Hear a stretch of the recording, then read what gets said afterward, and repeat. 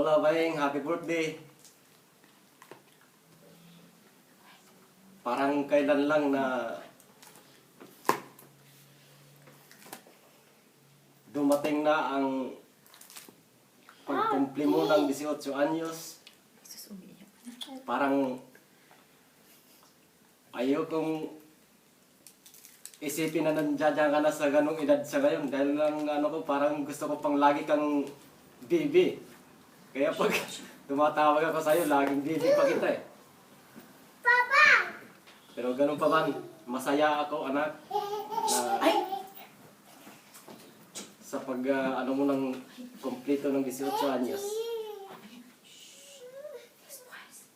Bilang isang ama, kasiyahan namin ni mama mo na nakatungtong ka na sa ganyang edad. Kaya ganun lang ang kasiyahan ko, nararamdaman ko sa ngayon.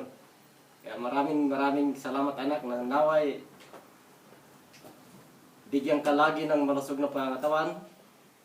At ang wish ko pati na makatapos ka sa iyong pag-aaral.